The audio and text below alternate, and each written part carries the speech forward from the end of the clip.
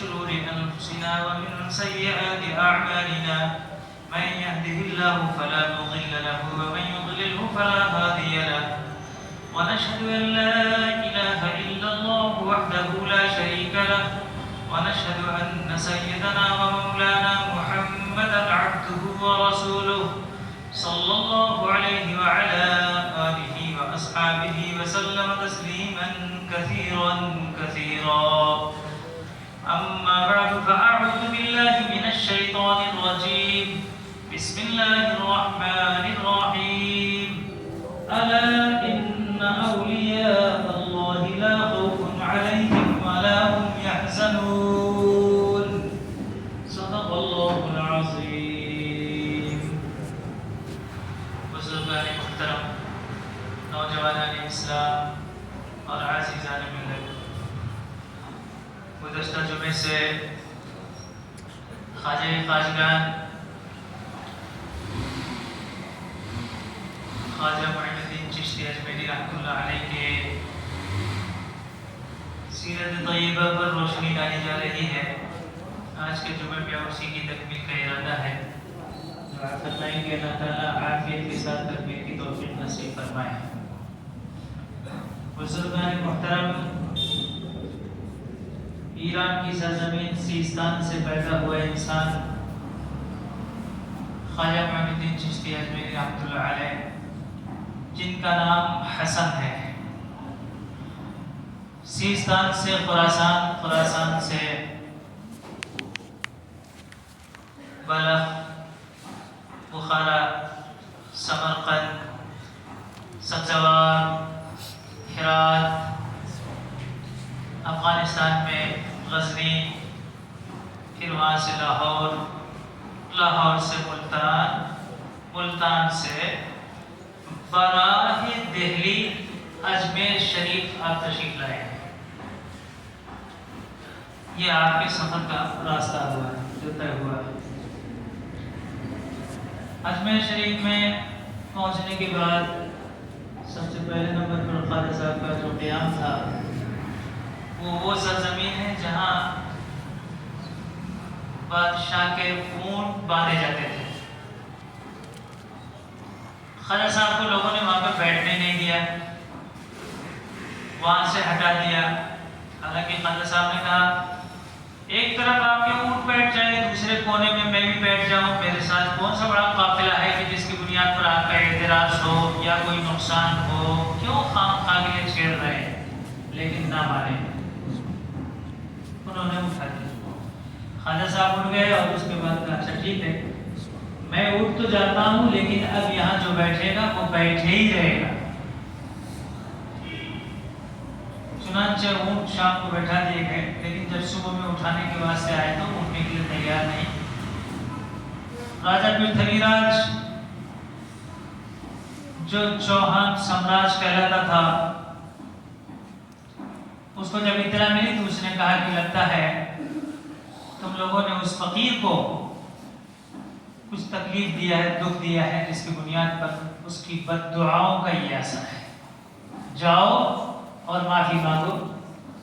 چنانچہ خواجہ صاحب کو لوگ ڈھونڈتے ہوئے آئے تو اس وقت میں دیکھا کہ آپ انا ساغر کے پاس تشریف فرما ہے.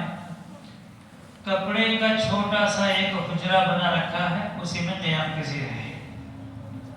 آگے معافی مانگا. خواجہ صاحب کا اچھا جاؤ اب اٹھ جائیں گے. لوگوں نے آگے دیکھا تو وہ اٹھے ہوئے ہیں. لیکن اجمیر کے جو راجپوت تھے وہ چونکہ اپنے بھگوان کے علاوہ دوسرے کسی کو برداشت کرنے کے لیے تیار نہیں تھے، اس لیے خواجہ صاحب کی الگ تھلگ عبادات کو دیکھ کر انہوں نے سوال و جواب کیا. اور انا ساغر، جس کو آج انا ساغر کہا جاتا ہے، وہ کثرت استعمال کی بنیاد پر جیسے باغداد تھا بغداد ہو گیا، پیاری بیگم پیٹ تھا خیرمن پیٹ ہو گیا. ایسے ہوتا ہے استعمال کرتے کرتے اس کے بعد اس کا تلفظ بدل جاتا ہے. آج دیکھو آپ ایک آپ کے آندھرا میں ہے ویزا، بولا ہے نا ویزا اس کا ویزاگ نام تھوڑی تھا پہلے، اصلی اس کا نام تھا اسحاق پٹنم. کیا نام تھا؟ اسحاق پٹنم تھا. پھر اس کے بعد کسی دیوی دیوتا کی طرف اس کو منسوب کر کے وشاکھا پٹنم کر دیا، اور انگریز جب آئے تو اسے شین نکلتی نہیں تھی، اس بنیاد پر اس نے ویزاگ کر دیا. آج ویزاگ مشہور ہو گیا. ٹھیک اسی طریقے پر اس کا بھی پہلے اصلی نام اس کا انا ساگر تھا، اس تالاب کا. بعد میں انا بلاتے بلاتے بلاتے وہ انا ساگر ہو گئے.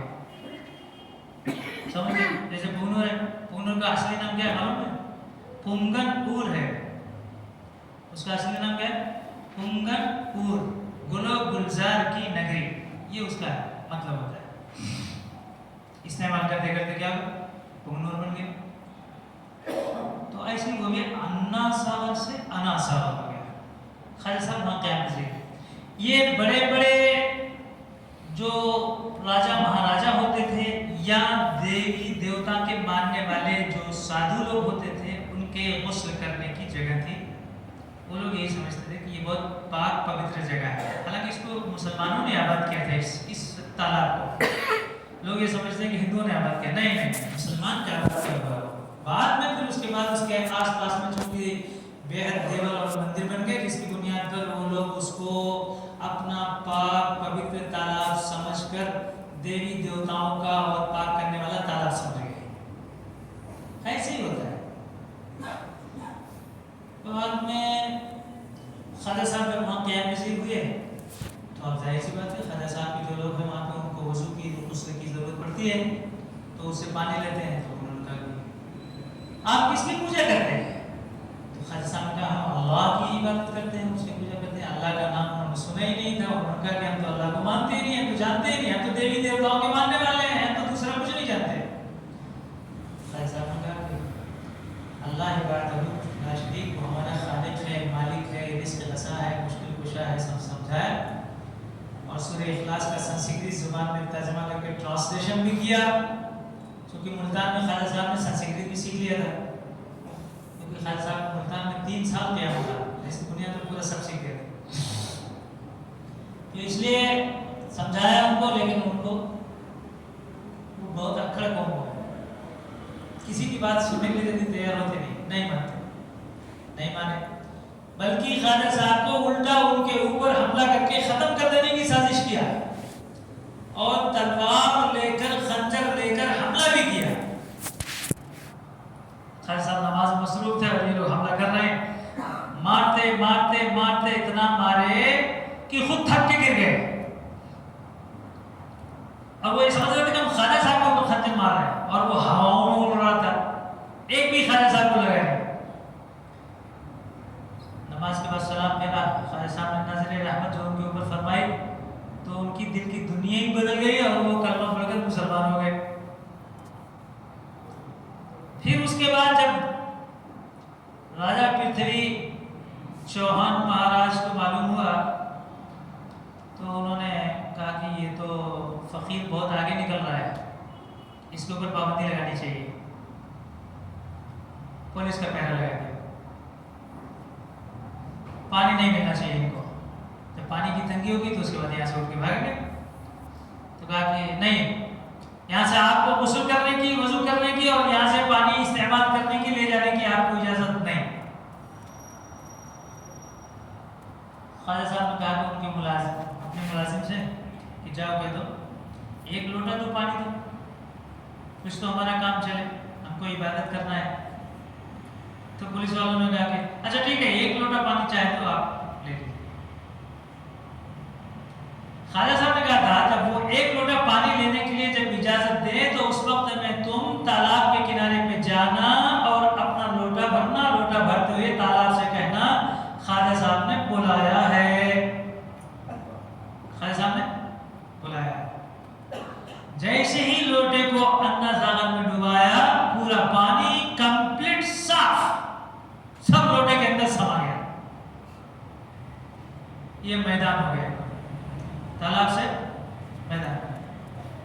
بڑی پریشانی ہو گئی. تو لوگوں نے راجا سے کہا، راجا پرتھوی راج سے کہ صاحب یہ تو فقیر نے بڑا عجیب و غریب کام کیا. تو پانی پورا گھسیٹ لے گیا. اب کیا کریں؟ کہنے لگا اچھا جاؤ ان سے بات سے کرو، ایسا نہ کرو، لوگ پانی کے بغیر پورا محلہ مر جائے گا، اس طریقے کا آپ کام کریں گے تو بہت مشکل ہو جائے گا، آپ پانی واپس کر دیجیے. خالد صاحب نے کہا کہ اچھا جا کے تو آئندہ ایسے حرکت نہیں کرنا، یہ رب کی طرف سے پہلی پکڑ ہے، اب اس کے بعد بھی اگر کرو گے تو اللہ کی پکڑ بہت سخت ہے. کہا پانی تو چالو کر دو. کر اچھا ٹھیک ہے. لوٹا پھر واپس کیا، کہا لے جاؤ پانی کو ڈال دو. جب پانی ڈال دیا پورا تالاب پھر بھر گیا، ایک دم بالکل پانی ہی پانی. تو راجا نے یہ سمجھا یہ کوئی بڑا جادوگر ہے جو اپنے جادو سے، اپنے سحر سے ہمارے تالاب پر بھی قبضہ کر لیتا ہے، آدمیوں پر بھی قبضہ کر لیتا ہے، مارے تو اس کو لگتی نہیں ہے، بڑا جادوگر ہے، اس کا مقابلہ ہمارے اور تمہارے سے نہیں ہوگا، اس کے لیے تو کوئی بڑا جادوگر بلانا چاہیے. تو اس زمانے میں ایک جادوگر تھا، بڑا مشہور و معروف تھا، دیول کے اندر رہا کرتا تھا، کہتے ہیں بھوٹان کا رہنے والا تھا. اس کو بلایا، اس کا نام تھا شادی. کیا نام تھا؟ پہلے جادوگر کا نام کیا؟ شادی. اس سے بادشاہ نے کہا ابے یہ فقیر آیا ہے، دیکھ اس طریقے پر ایسا جادو کرتا ہے کہ ہم سب کو مصیبت میں ڈال دیتا ہے، اس سے نجات پانے کے واسطے تو مقابلہ کر اور اس کو یہاں سے بھگاؤ. اس نے کہا ٹھیک ہے، یہ تو میرے بائیں ہاتھ کا کھیل ہے، میں تو جو چاہوں وہ کر سکتا ہوں. کہا اچھا جا بھائی. تو اپنے چیلوں کو پوری جماعت کو لے کر اس کے بعد آیا، بڑی کوشش کی اپنی، شادی کے ہاتھ سے جو کچھ جادو کی اقسام سے ہو سکتا تھا ہر حربے کو اس نے استعمال کیا، لیکن کسی ایک میں بھی کامیاب نہیں ہوا. نہ خود کامیاب ہوا اور نہ اس کے چیلے کامیاب ہوئے. چیلوں نے پہلے انگار دکھایا وہ بھی فیل، سانپ دکھایا وہ بھی فیل، پیچھے ہٹ گئے. اب کرنے لگے شادی آپ آگے چلو، پیچھے پیچھے ہم حمایت میں آتے ہیں. شادی جب آگے چلا تو اس کے بعد دیکھا کہ صاحب ارے یہ تو جو بھی کرتا ہے سب فیل ہو جاتا ہے. جب فیل ہو جاتا ہے، جب خواجہ صاحب کے قریب گیا تو ایک دم بالکل جام آ گیا، آگے اس کو چلنے کی سکت اور طاقت نہیں. اور جیسے ہی خواجہ صاحب کے چہرے پر اس کی نگاہ پڑی ایک دم اس کی دل کی دنیا بالکل بدل گئی، بے ہوش ہو کے پڑ گیا. خواجہ صاحب نے پانی مارو، ہوش میں آیا. ہوش میں آنے کے بعد اس کے بعد نظر رحمت جیسی ہی خواجہ صاحب کی پڑی، فوراً اسی وقت میں رام رام پکارنے والا رحیم رحیم پکارنے لگا. تو چیلوں نے کہا اس کا دماغ خراب کر، مارو اس کو، گالی دو. جب گالی دینا شروع کیا بس اس کو غصہ چڑھا اور اس کے بعد پتھر لے کے سارے جتنے اپنے چیلے تھے ان کو ہی مارنا شروع کر دیا. بعض کو تو جان سے مار دیا، بعض جو بچے کچے تھے وہ اپنی جان بچا کے بھاگے. اور یہ خواجہ صاحب کے قدموں میں گر کر مسلمانوں کی لسٹ میں اپنا نام داخل کرا کے ایک مسلمان کا اور اضافہ ہو گیا. پرتھوی مہاراج بہت پریشان، اتنا دعوے کر کے گیا کہ میں یہ کر دوں گا وہ کر دوں گا، تیسمان خان، اور گیا تو دیکھو دھونی کے ہاتھ میں مسلمان ہو گیا، یہ ان کا بن گیا. اب کیا ہوگا؟ میں پہلے ہی دن کہہ رہا تھا اس کے اوپر فوج سے حملہ کرے تو یہ فقیر جائے گا، نہیں تو اس کے بغیر نہیں ہو سکتا. تو درباریوں میں سے کسی نے کہا حضور ابھی ہمارے پاس اور بھی بہت سے کارنامے ہیں جن کے ذریعے سے ہم ان کو دبا سکتے ہیں، آپ اتنا جلدی گھبرائیے نہیں آپ، کیونکہ اگر آپ حملہ کر دیں گے اور مار دیں گے تو راجپوت قوم جو مسلمان ہو چکی ہے وہ سب کے سب تمہارے خلاف ہوگا، پوری قوم ایک ہو جائے گی، پھر اس کے بعد مشکل ہو جائے گا. اور پرتھوی مہاراج کی جو ماں تھی، جو کاہنہ اور نجومیہ تھی، وہ پہلے سے کہا کرتی تھی، اس کو خواب میں بھی دکھتا تھا اور اپنے علم نجوم کے ذریعے سے بھی وہ معلوم کر لی تھی، اور اپنے بیٹے سے ہمیشہ کہا کرتی تھی پرتھوی مہاراج تو جتنے بھی یہاں کے ہندو ہیں سب کا تو مہاراجا ہے، تو سب کی آن بان شان ہے. لیکن ایک بات یاد رکھ لیں، اس اجمیر کی سرزمین پر ایک فقیر آنے والا ہے، اس کے کارنامے اور مجاہدات کی بنیاد پر بہت سے لوگ اس کے باتوں میں آئیں گے اور اسلام قبول کر لیں گے. تجھ کو بھی اگر سمجھ میں آئے تو تو بھی ان کی بات کو مان لینا، اسی میں تیرے لیے عافیت ہے. اور اگر تجھ کو نہ سمجھ میں آئے تو اس کو مت چھیڑنا، اس کو کچھ مت کہنا، ورنہ تیری بربادی کا وہ آخری دن ہوگا، برباد ہو جائے گا. ہر کچھ مت کہنا. تو پرتھوی راج کہتا تھا یہ میری ماں بڈھی ہو گئی ہے نا، اس لیے اس کو ایسے الٹے سیدھے خواب نظر آتے رہتے ہیں، اس لیے اس کی باتیں بھروسہ کرنے کی ضرورت نہیں ہے، چھوڑو اس کو، بھول گیا. آپ جب شادی اسلام میں داخل ہو گیا اور اس کا نام سعید ہو گیا، کیا نام ہو گیا؟ سعید. تو اب اس کو جو ہے نا اپنے پرانے خیالات کی بنیاد پر حملہ کرنے کی سوچی، لیکن وہاں جو اس کے مشیران خاص تھے انہوں نے اس کو مشورہ دیا کہ آپ کی والدہ نے کیا کہا تھا، اس کو یاد کیجیے. یہ فقیر چھیڑنے کے لائق نہیں ہے، اس کو چھیڑو گے نا برباد ہو جائے گا. یا تو مان لو نہیں تو مت چھیڑو. اچھا ٹھیک ہے، تو پھر کیا کرنا چاہیے؟ کہنے لگا ابھی ہمارے دربار میں، ہمارے قلمرو میں، ہماری حکومت و سلطنت میں اور بھی بڑے بڑے جادوگر موجود ہیں، اور جادوگروں کا سردار ابھی جے پال جو بھی زندہ ہے. آپ کیا بات کرتے ہیں؟ تو جے پال یہ مانا ہوا جادوگر تھا، اجمیر کی سرزمین کا مانا ہوا بہت بڑا. اس کا نام سن کر پرتھوی راج فوراً ایک دم مسکرا اٹھا اور کہنے لگا ہاں یہ کام کا آدمی ہے، جاؤ ارجنٹ بلاؤ اس کو. اور جب آیا تو اس وقت میں پرتھوی راج جو تھا وہ اپنی کرسی کو چھوڑ کر اس کے پاؤں کو چومنے چلا گیا کہ اتنا بڑا آدمی ہے. تو اس نے کہا سر آپ اپنی کرسی تشریف رکھیں. کہا نہیں پہلے آپ کرسی بیٹھے. کرسی بیٹھا کر اس کے بعد پوچھا اچانک یاد فرمائی کا مطلب کہ کیوں آپ نے اچانک یاد کر لیا مجھ کو؟ تو پرتھوی راج نے پورا ماجرا سنایا. چوہان سامراج میں کمپلیٹ شروع سے لے کے آخر تک اجمیر میں داخلے کی اور سیستان سے آنے کی اور خراسان پہنچنے کی، لاہور پہنچنے کی، ملتان میں سنسکرت زبان سیکھنے کی، اجمیر دلی سے اجمیر تک پہنچنے کی سب داستان سنائی. اور شادی جادوگر کی ناکامی کی بھی داستان سنائی جس کا نام سعید تھا. بعد میں سعید نام ہو گیا. یہ بات لگا سر میں تو اتنا بڑا آدمی ہوں کہ میرے ذریعے سے پوری دنیا چلتی ہے. میں جس کو چاہوں بادشاہ بنا دوں، جس کو چاہوں وزیر بنا دوں، جس کو چاہوں پرجا بنا دوں، جس کو چاہوں راجا بنا دوں، میرے ہاتھ میں. یہ تو سب کچھ میں کر سکتا ہوں. اس کو بنانا یہ الگ بات ہے کہ میں میری غفلت کی بنیاد پر یہ اجمیر تک داخل ہو گیا، ورنہ اس کو اجمیر کی سرحد میں بھی داخل نہ ہونے دیتا. اتنا بڑا آدمی میں ہوں، میں سب کچھ کر سکتا ہوں. اچھا ٹھیک ہے. جب اپنے چیلے چپاڑے جتنے تھے سب کو جمع کیا، چلو اور سب کو رام نام کی جو مالا جپنے کو جو بتایا تھا، جادو کے جو کلمات اس نے یاد کرائے تھے، سب پڑھتے ہوئے زور زور سے جا رہے ہیں. انگار برس رہا ہے، معلوم تھا بھی کھا جائے گا، لیکن تھوڑی دور جاتا وہ انگار بجھ جاتا ہے. ارے ایک عجیب بات ہے آج، ہماری لگائی ہوئی آگ بجھ جاتی. اچھا چلو سانپ بناؤ. ہر ایک نے ہزاروں کی تعداد میں سانپ چھوڑے. جو سانپ حملہ کرنے کے لیے جاتا تو خواجہ معین الدین چشتی اجمیری رحمۃ اللہ علیہ نے اپنے ساتھیوں سے کہہ رکھا تھا میں نے ایک دائرہ بنا دیا ہے، اسی دائرے میں تم لوگ رہنا، کچھ نہیں ہوگا،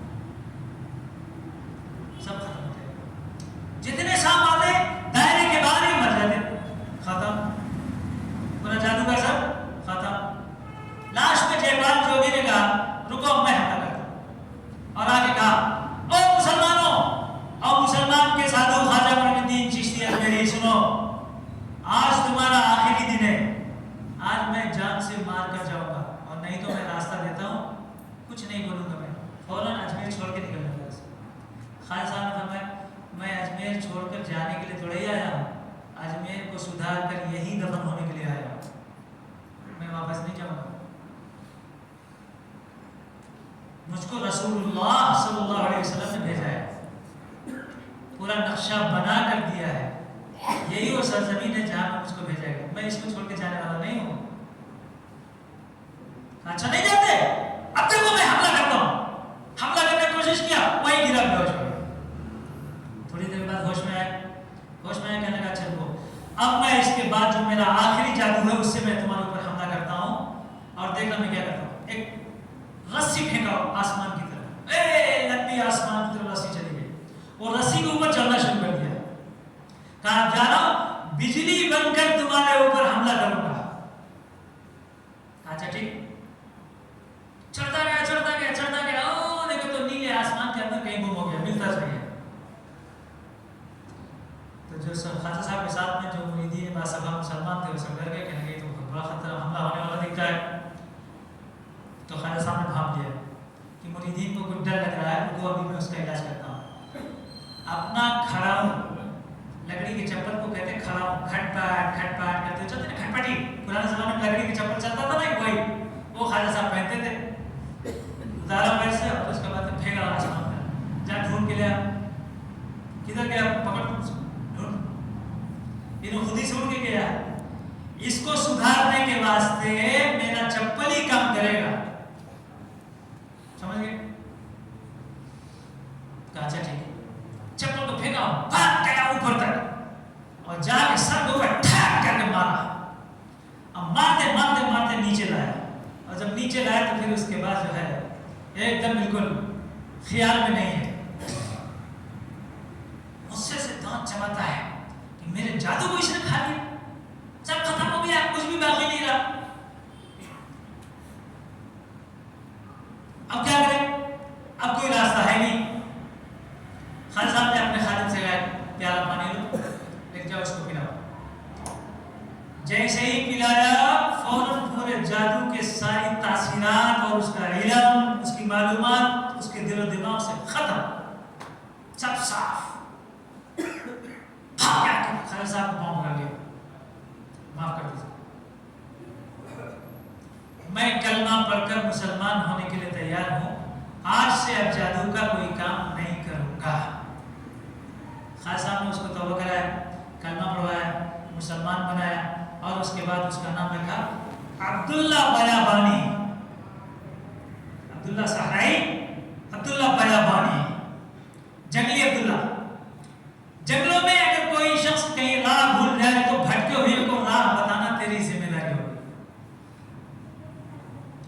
इसीलिए वो बाज़ लोगों ने यहाँ तक मुबालगा में लिख दिया, पता नहीं सही है कि गलत है, वल्लाह आलम, अल्लाह का मालूम, हमको नहीं मालूम। किताब में लिखा हुआ, इसलिए बता रहा हूँ मैं आपको कि उसमें लिखा हुआ है कि उसने दरख्वास्त किया कि हजरत मुझको ऐसा कर दीजिए कि मैं जब तक ये दुनिया कायम है तब तक मेरी ड्यूटी ये रहेगी, अजमेर में आया हुआ इंसान अगर कोई रास्ता भटक जाए तो मुख्तलिफ शक्लों में, चाहे वो इंसान की शक्ल हो, बच्चे की शक्ल हो, बूढ़े की शक्ल हो, जानवर की शक्ल हो, मैं उसको रास्ता बताता रहूं, ये मेरे जिम्मे लगा दीजिए और हमेशा के लिए दुआ कर दीजिए।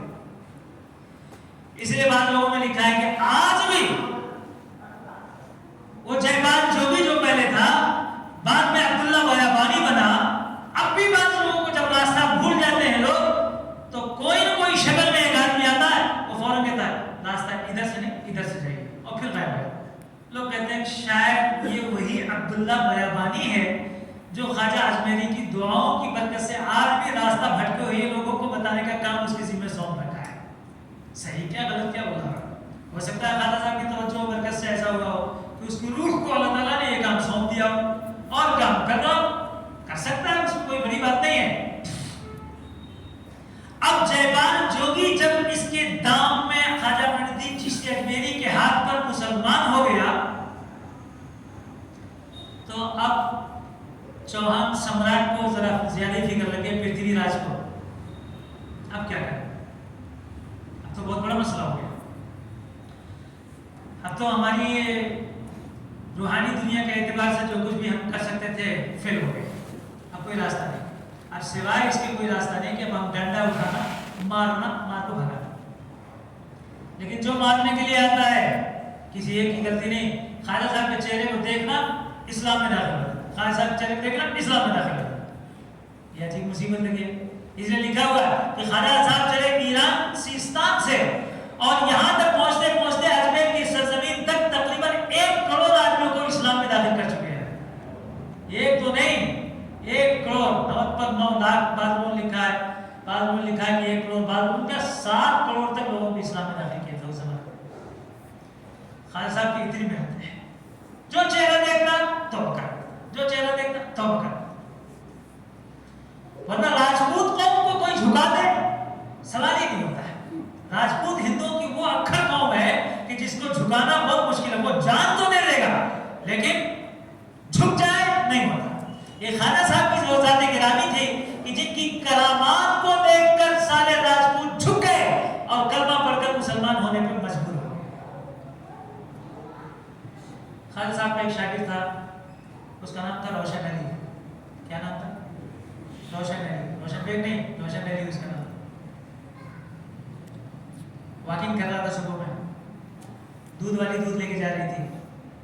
تو روشن علی نے کہا کہاں جا رہی ہے؟ تو چلی نہیں, راجا کے دربار میں دودھ پیش کرنے کے لیے لے کے جا رہا ہوں, مہاراجا کے یہاں دودھ پیش کرنے. کہنے کہ اچھا دیکھو تیرا دودھ. روشن علی نے اس میں انگلی ڈال کے اس کے بعد دیکھا. دودھ دیکھنے کا طریقہ کیا ہے؟ آپ انگوٹھے میں ڈالو, ارے نیچے نہ دیا, سمجھا اوریجنل دودھ ہے. دیکھ کے پہچان لیا, وہ دودھ تو بہت اوریجنل ہے, تھوڑا سا دینا ہم لے جائیں گے. ارے تو نے ستیہ ناش کر دیا پورا, مسلمان ہو کر تو نے اس میں انگلی ڈال دیا, یہ تو اچھوت کا ہاتھ پڑ گیا, اب تو دودھ ہی ناپاک ہو گیا, اب استعمال کرنے کے قابل ہو گئی. اور چلانے لگی اور پرتھوی راج کے دربار میں لے کے جب گئی اور کہنے لگی راجا صاحب اس کو استعمال نہ کرنا, اس میں مسلمان نے ہاتھ ڈال دیا, انگلی ڈال دی ہے, یہ دودھ ناپاک ہو گیا. لو, تو پرتھوی راج مہاراج نے کہا اتنا بڑی شروع کی لوگ, جاؤ پکڑو جلدی جاؤ. تو اور سے پوچھا کدھر تھا وہ آدمی؟ کا ادھر ہی تھا, وہاں تھا. گئے تھے دیکھا, پوچھا کیوں تم نے ایسا کیا؟ کیا ہاں میں نے کیا. ڈالنے سے کیا ہوتا ہے؟ اس سے کوئی ناپاک ہوتا ہے کیا؟ ہاتھ ڈالنے سے کیا ناپاک ہوتا ہے؟ کوئی پیشاب پاخانہ پڑ گیا کیا اس میں؟ یہ تو پاک چیز ہے, ہاتھ پاک ہے, اس سے کیا ہوتا ہے؟ پاکی پر اس کو سمجھایا لیکن کسی پولیس والے نے اس کو سمجھنے کی کوشش نہیں کی. سب کو سمجھنے کا پکڑ کے لے چلو اس کو. دربار میں لے گئے. جب دربار میں لے گئے تو اس وقت میں خواجہ صاحب کے شاگرد نے پورا کمپلیٹ آج موقع ملا ہے براہ راست توحید کی تبلیغ کرنے کے واسطے کمپلیٹ اپنا پورا دہانہ کھول دیا, خوب جھاڑا. چوہان سمراٹ کو بھی اور اس کے وزیروں کو بھی اور اس کے کارندوں کو بھی, سب کو. لیکن کہتے ہیں کہ ہدایت اللہ کی طرف سے جس کے مقدر میں ہوتی ہے وہی ہدایت قبول کرتا ہے. اللہ کی طرف سے اگر کسی کی ہدایت نہ ہو تو ہدایت قبول نہیں کرتا. اس نے کہا وہ سب ساری تقریریں ایک طرف رکھو, تم نے انگلی اس میں کیوں ڈالے؟ کون سی انگلی ڈالا تھا؟ انگلی کاٹ دو اس کو, میرا آرڈر ہے. اچھا کاٹ دیا, خون بے حساب ہے. اسی حالت میں انگلی اٹھایا اور جب اجمیر کی سرزمین میں خون بہا تو بادشاہ سلامت نے شگون لیا اور کہا کہ ہم کامیاب ہوں گے. دیکھیے خون ہم نے بہا دیا اور بہانے میں کامیاب ہو گئے. روشن علی نے اپنی انگلی اٹھائی اور اٹھا کے لے کے سیدھا خواجہ صاحب کے دربار میں آیا. تو چونکہ خون زیادہ چلا گیا تھا, اس بنیاد پر چہرہ گرا ہوا تھا. خواجہ صاحب نے دیکھنے کا روشن علی کچھ طبیعت خراب ہے کیا؟ کہنے لگے نہیں حضرت طبیعت تو بالکل ٹھیک ہے, تھوڑا واقعات پیش آ گیا ہے, اس بنیاد پر ایسا ہو رہا ہے. اور انگلی سامنے رکھ دیا, کہا کہ دیکھو بادشاہ سلامت یہاں کے جو راجا صاحب ہیں, راجا پرتھوی راج, انہوں نے ایسا ایسا کروایا, میری انگلی کٹوا دیا انہوں نے اور اس طریقے پر ہو گیا. کہنے لگے اچھا انگلی کو دفن کر دو, انگلی کو دفن کر دو, کوئی ریئیکشن نہیں لینا. اور ان کے مریدین یہ فرماتے ہیں کہ خواجہ صاحب کو اس دن ہم نے جو غصہ ہوتے ہوئے دیکھا ہے, اتنا جلال کہ اللہ اکبر کبیرہ ہم نے کبھی نہیں دیکھا. اور اس دن دیکھا کہ خواجہ صاحب کچھ آدھے ہوش میں ہیں اور آدھا بے ہوش ہیں, اور فرماتے ہیں پرتھوی راج میں نے تیرے دونوں ہاتھوں میں ہتکڑی اور پاؤں میں بیڑی لگا کر اسلامی مملکت کے بادشاہ کے ہاتھ میں زندہ دے دیا. یہ کہا کس کا دور ہے؟ یاد کرو, تاریخ اٹھا پلٹو, اس کو دیکھو کیا لکھا ہوا ہے. اس وقت میں حکومت محمد شہاب الدین غوری کی حکومت ہے جو افغانستان کا ہے. اس کی اس نے پرتھوی راج پر اس کے پہلے بھی کئی مرتبہ حملہ کیا ہے, ہر مرتبہ ناکام ہو گیا. ناکام ہو کر یہاں سے وہ غزنی گیا, افغانستان, غزنی افغانستان میں جہاں کا محمود غزنوی ہے. اسی سرزمین کے یہ بھی ہے, دو بھائی ہیں, غیاث الدین غوری, شہاب الدین غوری. یہ شہاب الدین غوری ہے. شہاب الدین غوری ناکام یہاں سے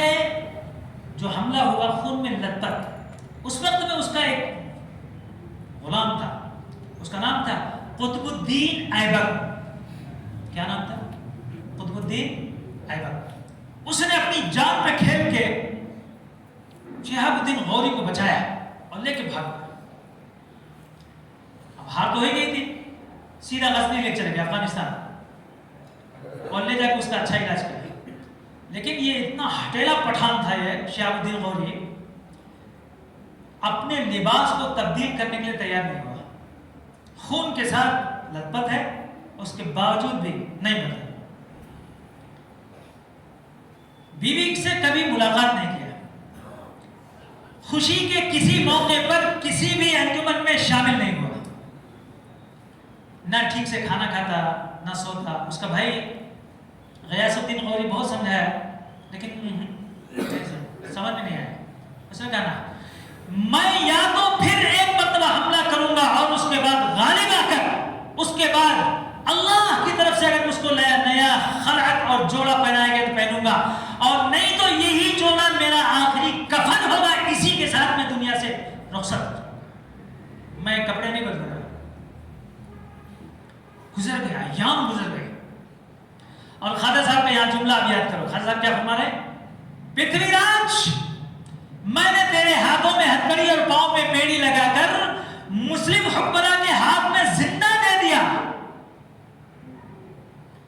ادھر یہ جملہ بولا جا رہا ہے، ادھر شہاب الدین غوری کو خواب میں نظر آتا ہے، ایک روشن کمرہ ہے، بہترین شاندار، روشنی روشنی، بے پناہ فوج کے لوگ اس میں بیٹھے ہوئے ہیں، اولیاء اللہ بھی بیٹھے ہوئے ہیں، اس میں یہ بزرگ بیٹھے ہیں جو تخت کے اوپر نہایت روشن چمکدار چہرہ ہے۔ ان کا ایک خادم آتا ہے اور مجھ کو پکڑ کے لے جا کر ان کے بازو پہ کھڑا کر دیتا ہے اور کہتا حضور یہی شہاب الدین غوری ہے۔ کہا اچھا، اور اس کے بعد وہ بزرگ کہنے لگے اللہ پہ بھروسہ رکھ، حملہ کر، اللہ نے آسمان پر تیرے لیے کامیابی کا فیصلہ کر دیا ہے، تو ناکامی نہیں دیکھے گا، شکست سے دوچار نہیں ہوگا، بلکہ کامیاب و کامراں ہو کر رہے گا، ضرور سے تو حملہ کرنے کے لیے تیاری کر۔ صبح میں اٹھا، سب سے مشورہ کیا، تو سارے جتنے بھی وزراء تھے اور سارے جتنے بھی مملکت کے لوگ تھے سب کہنے لگے حضور ابھی جنگ لڑ کے آئے ہیں نا، اس بنیاد پر ہارے ہوئے انسان کو کبھی کبھی اسی طرح سے تسلی کے طور پر خواب دکھایا جاتا ہے، یہ آپ کو تسلی دی جا رہی ہے، باقی اب کچھ ہونے جانے کا نہیں ہے، آپ نے اس کے پہلے 17 مرتبہ حملے کیے، سب میں ناکام ہوئے ہیں، آخری مرتبہ پھر یہ ناکام ہو کر آئے ہیں، اب کیا آپ کامیابی کے لیے امید لگائے بیٹھے ہیں؟ تو اچھا ٹھیک، کوئی تعبیر نہیں دے سکتے، وہ تعبیر کے واسطے تو کوئی کامل انسان چاہیے، تعبیر کا علم سب کو نہیں آتا، تعبیر پڑھنے پڑھانے کا کوئی علم تھوڑا ہی ہے کہ پڑھ لیا کتاب میں اور دیکھ لیا ہو گئی تعبیر بن کے، نہ، بہت عقل اور سمجھ، اور جن لوگوں کو اللہ کے دربار سے زیادہ گہرا ربط اور تعلق ہوتا ہے انہیں کو تعبیر دینے کا علم آتا ہے، سب کو نہیں آتا۔ تو ہم سو گئے، چھوڑ دیا، کئی دن گزر گئے، پھر خواب آیا، پھر وہی خواب، اور اس کے بعد کہا کیوں مایوسی کا شکار ہوتا ہے، رب نے تیرے لیے کامیابی کا فیصلہ کر دیا ہے، تو چل آگے بڑھ، اپنی فوج کی قلت اور کثرت پر نگاہ نہ رکھ کہ ہم لوگ کم ہیں وہ لوگ زیادہ ہیں، نہیں، رب کے یہاں فیصلہ قلت اور کثرت میں نہیں ہوا کرتا ہے، ہمت سے کام کر۔ صبح میں اٹھا اور اس کے بعد کہا کہ کوئی تعبیر دینے والا ہوتا تو اچھا تھا، آخر یہ کون بزرگ ہیں جو مجھ کو بار بار نظر آ رہے ہیں۔ گاؤں کے باہر کنارے میں کوئی ایک اللہ والا بچارا رہتا تھا، لوگوں نے کہا کہ اس بڈھے کے پاس گئے تو وہاں تعبیر صحیح مل سکتی ہے، گئے، جب پہنچا بادشاہ اس کے بعد انہوں نے دیکھا، دیکھتے ہی کہا یہ جس بزرگ کو تو نے خواب میں دیکھا ہے، ان کو دیکھنے کے لیے لوگوں کی آنکھیں خواب دیکھتے دیکھتے ختم ہو گئیں، لیکن آج تک کسی کو زیارت نہ ہو سکی، یہ تیرے مقدر میں ہے، ضرور اس شخص کی زیارت ہوگی، اور جو وہ بزرگ کہہ رہا ہے اس کو تو کر گزر، تیرے لیے کامیابی 100% ہے۔ ان کا نام کیا ہے؟ اس نے پوچھا، بادشاہ نے پوچھا ان کا نام کیا ہے؟ بزرگ جو نظر آ رہے ہیں چلے گا، میں نہیں بتاؤں گا، وہ جب نظر آئیں گے نا وہ خود ہی بتائیں گے کہ میں کون ہوں۔ जब तू देखेगा इनसे तेरी मुलाकात हो कर रही है, मैं नाम आप नहीं बताऊंगा। कहने अच्छा ठीक, तैयारी किया। और पुराने जितने भी इसके फौज के सिपा सालार थे सबको निकाल दिया, नए नए सिपा सालार को मुतय्यन करके, जान की बाजी लगाने वाले को, मौत पर खेल जाने वाले को, गर्दन कटा देने वाले को, अपने घरों को वापस ना आने वाले को, ऐसी बैत लेकर 1,60,000 की फौज तैयार की उसने। कितना? 1,60,000 की फौज लेके चला। पृथ्वी महाराज को मालूम हो गया शिहाबुद्दीन गौरी फिर से हमला आवर होने वाला है। उसके बाद जितने राजा महाराजा थे सबको एक तरफ से तैयार कर दिया, आस पास के जितने, लिखा हुआ तकरीबन 7 लाख फौज इसने तैयार किया। कितना? 4 गुना बढ़कर, 4-5 गुना बढ़कर 7 लाख फौज टकराया।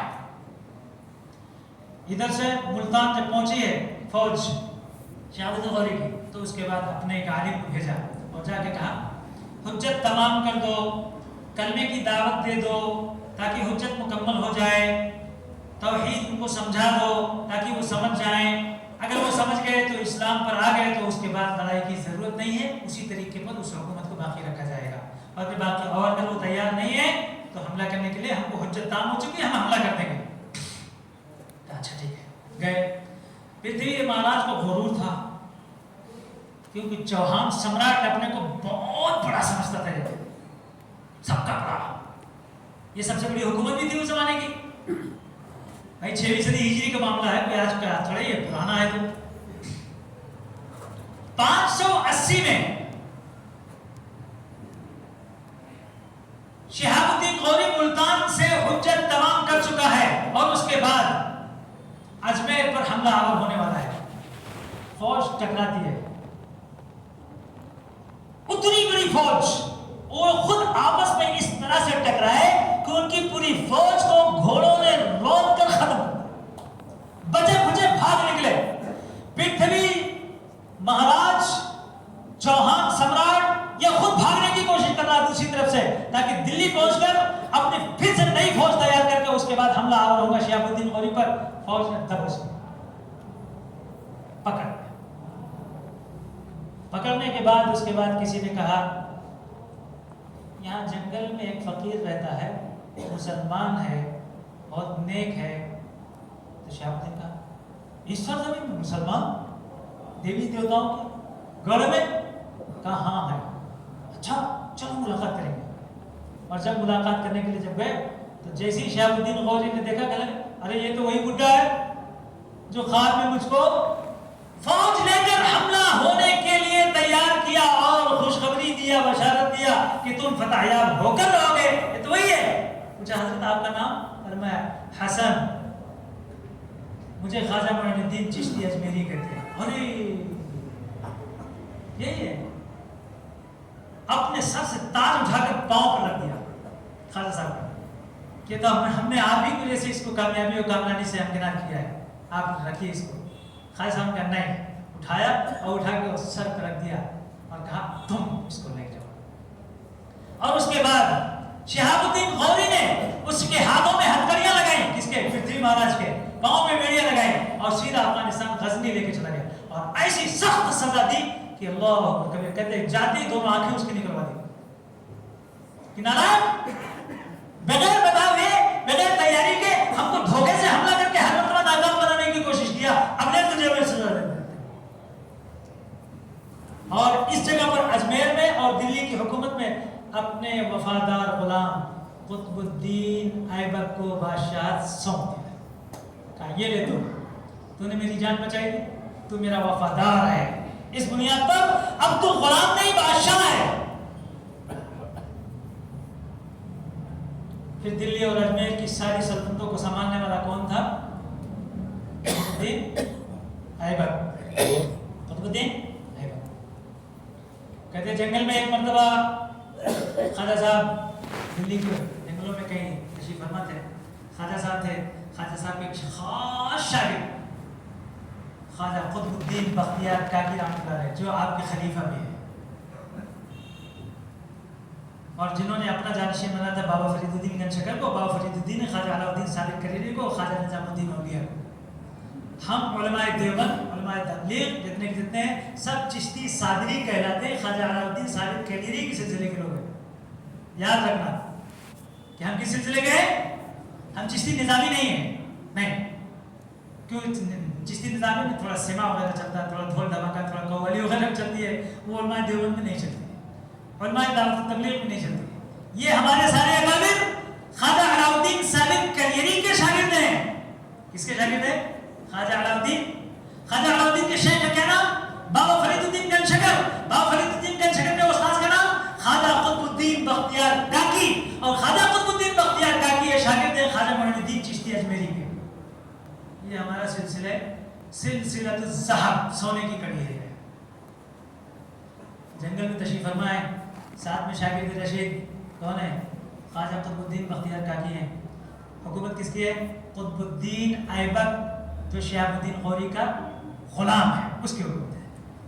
جنگل سے ایک نوجوان آتا ہے جھٹپٹ گھوڑے سے جنگل میں. جیسے دیکھا کہ یہاں کچھ اولیاء اللہ بیٹھے ہیں تو فوراً گھوڑے سے اتر پڑا اور پیدل چلے گئے. سلام کیا، تھوڑی دور جانے کے بعد پھر سواری پہ چلے. جب تک وہ جاتا رہا خواجہ صاحب ایسے دیکھتے رہے. تو خواجہ قطب الدین بختیار کاکی آپ نے پوچھا کیا دیکھ رہے ہیں؟ فرمایا اولیاء اللہ کا ادب کسی شخص کو اس کی بلندی تک پہنچنے کے لیے کوئی چیز رکاوٹ نہیں ڈال سکتی.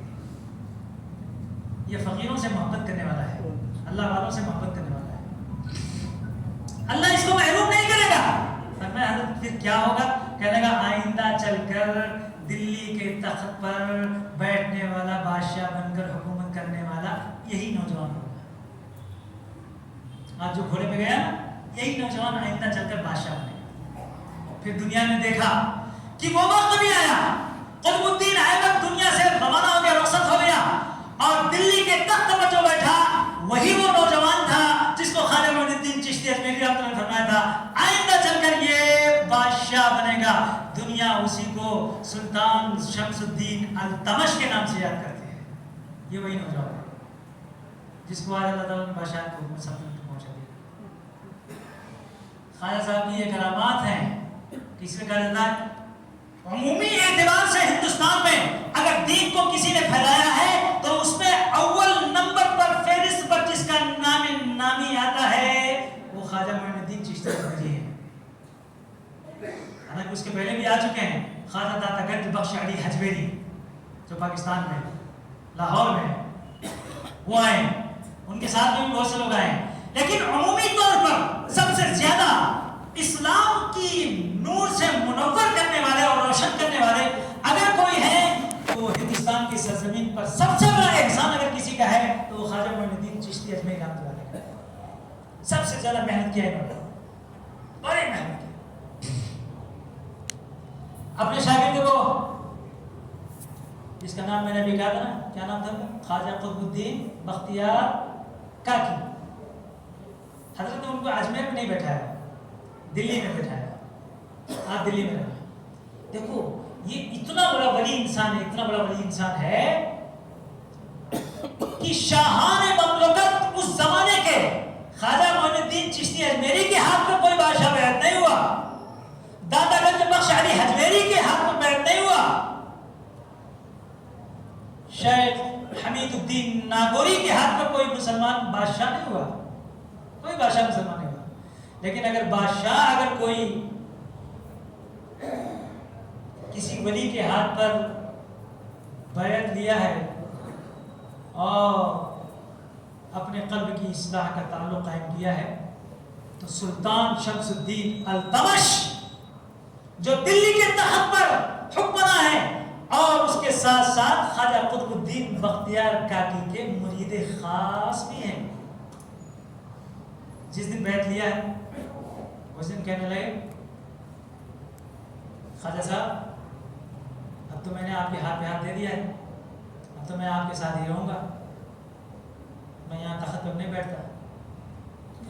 خاموش ہو خاموش ہو، ابھی کوئی غلط قسم کا انسان بیٹھ گیا نا مارے گا پورا ہندوستان کا کباڑا نکال کر رکھ دے گا. آپ رہو تخت پر، ہے کیا اصلاح کا معاملہ تو میں آپ کے بالکل قریب 1 کلومیٹر پر آ کر اپنی جھوپڑی لگا لیتا ہوں دن میں تم اس پر تخت پر بیٹھ کر حکمرانی کرنا، رات میں تیری اصلاح قلب کے معاملے میں میں تیری خدمت کروں گا، فکر مت کر، انشاءاللہ اسی طریقے پر دونوں کا معاملہ حل ہوتا رہے گا، اور اصلاح اعمال، اصلاح احوال، اصلاح قلب اور اصلاح ہندوستان، سارا کام ایک ساتھ چلے گا۔ کیسے چلے گا؟ کس طرح میں کروں گا، کس طرح تم کرو گے؟ انشاءاللہ آئندہ چلو۔ وآخر دعوانا الحمدللہ رب العالمین۔